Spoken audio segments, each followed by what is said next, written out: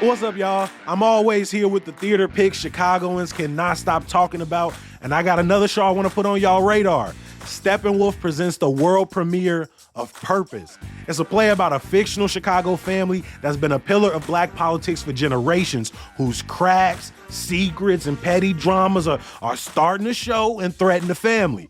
It's directed by Tony Award winner Felicia Rashad and written by Brandon Jacobs Jenkins, whose show Appropriate is currently killing it on Broadway.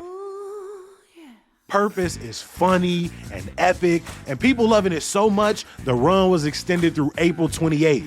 Luckily, tickets start at just $20 at steppenwolf.org. That's steppenwolf.org. Today on CityCast Chicago. With it being my birthday month, I've been looking up a lot of so-called fancy restaurants. And let's be real, fine dining can sometimes be intimidating. I'm seeing intricate foods I barely recognize, some strict dress codes, reviews from snobby people. Luckily, Chicago is home to plenty award-winning fine dining restaurants that create both fascinating and welcoming dining experiences. Last year, I sat down with lifestyle journalist Ari Bendersky, who told us why we should give fine dining a chance. It's Wednesday, April 3rd. I'm Jacoby Cochran, and this is what Chicago's talking about.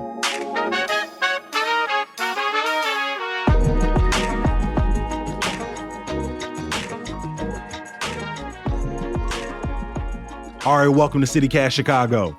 It's good to be here, Jacoby. Thanks for having me. Before we get into the ins and outs of Chicago's fine dining scene, what's your most memorable experience in Chicago eating out at one of the fancier, more expensive restaurants? Well, it's such a tough answer.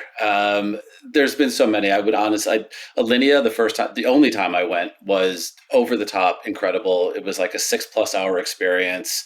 And this was when they first started doing the chocolate dessert on the table. So we got to see that in the early days, and that was insane. It was right before they opened the aviary. So they were testing out their cocktails, but doing it in bite forms. So we started our meal with bites of basically 5 classic cocktails. So that was kind of got us a little drunk pretty quickly. You mentioned the aviary. I have been there for cocktails, but Alinea is 3-star Michelin restaurant. Anybody who has ever described it to me has always done one of two things. One, made it clear that they've only been once or twice. And two, they described this sort of over-the-top experience that if you weren't familiar with fine dining, those descriptions would just be like, all right, that's what it is. But for a lot of people, what actually is fine dining? Is it the fact that it's expensive? Is it the fact that the dishes seem, abstract and artistic? What makes a restaurant fine dining, Ari? It's all of the above. Going back historically, it used to be the hushed room, white tablecloth, had to wear a blazer or a dress. It was more expensive. It was harder to get into. It was usually French. And over the years, as we moved into a little bit more of modern culinary in the last 10, 15, even 20 years, it became a little bit more approachable as far as the decor, what you had to wear, the ambiance, the vibe, etc. But there are still places that are set apart at the cost level, which can be prohibitive. You can define it different ways for different people. Oftentimes it's the quality of the food. So it might be a little bit more luxurious of ingredients. It could have Wagyu, caviar, it could have oysters, scallops, crab, things that are considered to be a little bit more luxurious. It's the way that the food is presented on the plate. There is an elegance, oftentimes there's an artistry. Sometimes it is presented like at a place like Alinea, where you're getting a bite of something that you think that looks totally different than what you're tasting. So there's a little bit of magic in how they're creating the food. So, it's not like you're just getting a burger. It could be an incredible burger. It might be the best burger you've ever had. Like if you're going to like Samal Cheval or something like that, and you just get a really great burger, or the Loyalist, they're presenting food in a different way that's more elevated than you're going to get at your, fast casual or casual establishment. When I hear this description, it's hard to think that it isn't, in some ways, maybe a little white, a little classist, a little inaccessible. Is in some ways, is that the story or the stigma of fine dining? Is that beyond being extremely expensive, that it feels inaccessible to a ton of people? I think that probably there was a time that it was that, sort of like that fancy country club that didn't allow Mhm. people of color or Jews to come and play golf there. I think that there are places like that probably that still do exist, probably more of a private club sort of a vibe. But I think that especially as millennials got older and wanted to have more experiences and people of all colors and races were going out and trying to do different things, I think that it became more accessible. Is it inaccessible from a pricing perspective? Sure. Does anybody get turned away? No. Are there places that their whole vibe is come as you are? So Yeah. you could be wearing shorts and come in and sit down and have a great meal. Who are some of the local chefs that are challenging the idea of what a fine dining restaurant is? I think about one of my first experiences in Chicago was over at El Idea, and it was a restaurant that felt, again, price prohibitive, but when I walked in, it still felt come as you are. The chefs talked to you as they were bringing things out. It felt like they were educating you on their histories as well, and I felt a part of the crew for the night. Yeah, I think that like what Philip Foss was doing at L really did kind of push the boundaries there, just like Schwa did, I've been to Schwa too in Wicker Park. where it's just like you feel like you're part of it. You feel like it's a party.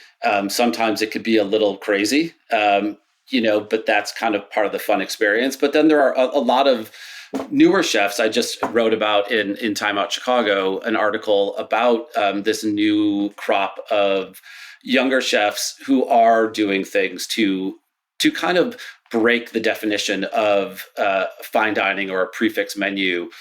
You go to the Coach House at Wazwan, where it is an Indian restaurant and it's very authentic. And it is Zubair Mohajir, who is Indian. He is putting out food that he grew up eating and cooking, experiencing with his mom and his grandmother in the kitchen.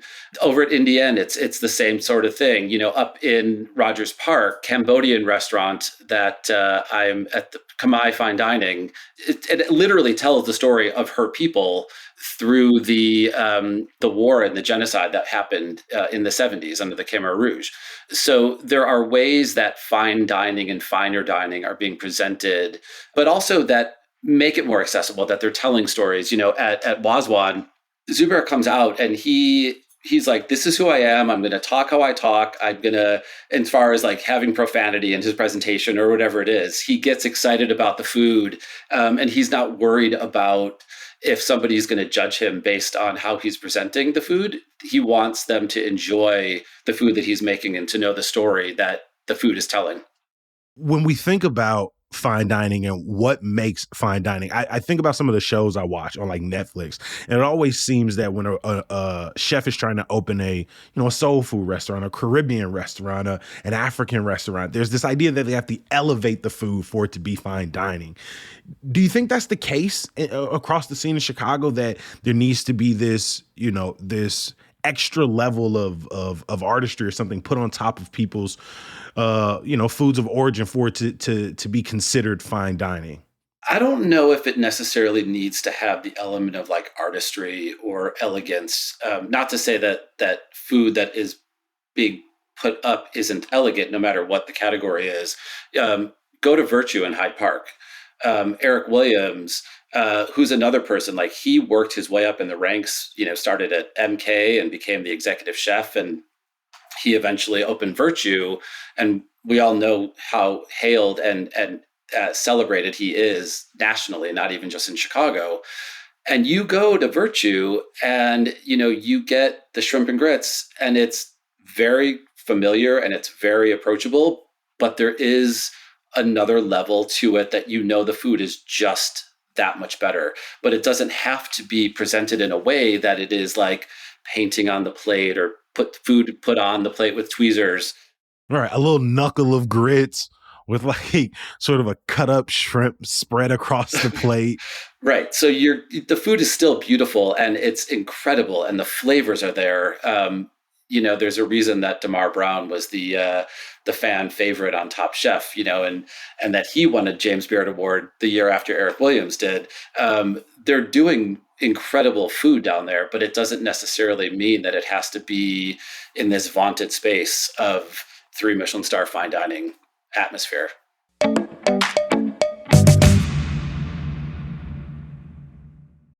This episode is brought to you by ShipStation. If you run an e-commerce business, you know how much work it takes to produce something great while dealing with complicated shipping issues. That's why over 130,000 companies have turned to ShipStation, an innovative tool that allows you to focus less on shipping and more on building your brand. With ShipStation, you can manage orders, label printing, reporting, and customer service on one easy-to-use dashboard.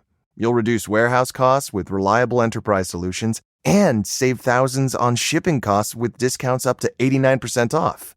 Plus, you can effortlessly import orders from everywhere you sell online. So, turn your shipping challenges into opportunities for growth. Go to ShipStation.com and use code POD to sign up for your free 60-day trial. That's ShipStation.com, code POD. For somebody who is, maybe saved up for a special occasion and they're trying to figure out where are Chicago's fine dining experiences, should they just be looking for awards, Michelin stars, James Beard, Bib Gourmands? How can they distinguish their list when they're trying to find a place? First thing I would say is, if you're looking for a more elevated experience that is a tasting menu concept, go to Google and Google best tasting menu experiences in Chicago. Start there. See what the price points are. Where does that fit in with what you want to spend? Is it Indian? Is it French? Is it Mexican? What are you looking for? Is it something that requires a dress code? Do you want to get dressed up? Do you want to be more casual? Do you want to sit at a table with other people like you could do at Duxelle, which is an underground dining experience that I also wrote about, or the Omakase room where you sit with 10 people around the chefs? You could look at James Beard. You could look at Michelin stars.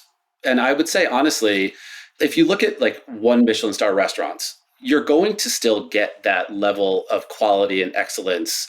But it is going to be a little bit more casual and a little bit more affordable. Just go up to 2 stars, price point goes up. Still could be casual. I mean, Alinea, I don't even know that they have a dress code anymore. I don't think they require a blazer for guys or whatever it is. I'm gonna be honest. If I'm giving you $200, $300, $400, don't tell me what to wear. Get out of my face. Like, I couldn't agree more. Yeah. Are some restaurants more service oriented than others? Like, do some places feel like you have to be like it's a little bit more exclusive versus others that are maybe more welcoming, regardless of who you are? I think when you're dining at that level, the hospitality, especially in Chicago, rarely do I find that places are inhospitable or not welcoming or not wanting to have you have the best experience possible. You're coming in to spend your money with them, no matter if you're spending $50 for a dinner or if you're spending $500 for a dinner. I'm going to say almost every single place is going to go out of their way to make it good for you. I just went to Indian over the weekend, which has an a la carte menu, has a pretty well-known tasting menu. And I mean, our waitress, she was so accommodating, was willing to check on everything with the chef, was willing to make alterations, was willing to, it was like over and above in terms of explaining ingredients that we didn't understand. At one point I was like, okay, this cocktail says it was infused with goat cheese. Like, what does that look like? Make that make sense for me. And she was able to do that. Some people might hear tasting menu and it conjures up that stereotype of tiny bites, weird foam, or something that, isn't going to be filling. Are you going to get enough food at a lot of these spots across the city, especially if you're dropping a couple $100s? I hope so. I mean, I have left a quote unquote fine dining restaurant and went and got a 6-piece from Harold's because I was still hungry. I had that experience at, I'm not going to say what the restaurant was, but a little bit more of a conceptual menu that they were doing. And I was with some friends And we also had the wine pairings, and we were pretty lit by the time we were done, and we were really hungry, and we went up the street and we got burgers because we were not satisfied. But I would say that that is definitely the exception to the norm where, I mean, you were satisfied at Indian, weren't you? I was. Those lamb chops were so good. So good. And it's so beautiful, like the presentation and the room is gorgeous. So I'm going to say that, the majority of places you're going, you're not leaving hungry. You are getting multiple courses, and you think that it is going to be little bites. And sometimes a course could comprise like 3, 4, 5 little bites, and that's one course. Another one is going to be a larger piece of meat, but with other things on the plate. And by the time you're done, you have 8, 9, 10, 15 courses, depending on where you are. You're going to be satisfied. What's your advice for somebody who is looking at a dish that, I mean, sure, it might be beautiful to look at, but it is extremely unusual or has flavors and ingredients they've never tried? How do you convince your friends to stay open-minded at a restaurant? You just got to go for it. You're there, you're spending the money. I know there are people who are not adventurous eaters, but one of my mottos, especially when it comes to food, is I try everything at least once. If you've never had it, how do you know you don't like it? So Eat it. If you don't like it, you maybe tell the server or the chef, if you're if they're that close to you, maybe they have something else that you can eat. And a lot of places sometimes, like, they will say that they don't accommodate dietary restrictions, but most places do. Yeah, if you give them a bit of a call ahead of time. That dessert at El Idea, with the potato and the vanilla ice cream, with the dry ice. Like, it takes a bit, because I'm used to dipping my French fries in ice cream, but the idea of the potato sitting at the bottom, the first few scoops, it was a little jarring, but by the end of it, it felt a little nostalgic overall. Yeah, it's like when you're a kid and you go to McDonald's and you got the French fries and you dip your French fries in the vanilla shake. Like right when you started describing it, that's what it makes me think of. It feels like the lines between casual versus upscale or fine dining are constantly being blurred in Chicago, especially with these newer chefs making their mark. How much do these distinctions matter for diners? I think that's the beautiful thing about dining these days, is that those lines are blurred. And, you could go to so many places, whether it's in Logan Square, in Hyde Park, in Fulton Market, that you're going to drop cash on your dinner. Like, it's, for a couple, it's rare to get out of there without spending $150 at a quote unquote normal casual restaurant these days. Prices have gone up, but I think that dining has become so much more about experiences, and you're going to notice that when you walk in the door, and it doesn't have to be a fancy, beautiful space. Like, it could be all about the great hospitality and the incredible food in a more casual environment. And so I think that is has been going on in finer dining, if you want to call it that, for the last, 10 years. Obviously, we've named off several restaurants. If you had to give someone a suggestion of 2 or 3 restaurants, that they want to try out if they wanted to give Chicago's fine dining scene a taste, what are a couple of those places? So I think if you're looking to have like a really nice night out, that you want to spend some extra money, that you want to have a little bit more elevated experience, there's 2 that I'm going to say. So Smith. It's a lot of times it's referred to as Smith and the Loyalist, and they're 2 separate restaurants, but there's one upstairs, one is downstairs. Smith, John and Karen Shields, 2 Michelin star restaurant in Fulton Market. The thing that I really love about his food is that he does a really beautiful job with vegetables and seafood. You're still going to get meat, but like the things that he does with produce and seafood is next level. And Oriole, which is also a 2 Michelin star restaurant. If you want to come down a level, Elska, also in Fulton Market. It's American food with a Danish bent. And, David Posey and Anna Posey, who are married, she's pastry chef, he's the savory chef. Their food is incredible. But if you're looking for something really a little bit different, like the places I mentioned in the Time Out article, Wazwan, Indian, even Indian's sister restaurant, which is Mediterranean, Cipher, SIFR, which is just down the street. So those are some places to go and check out. But I mean, again, like there's no shortage of really fantastic places to eat in Chicago. Avec is consistently will always be one of my most favorite places to eat, always.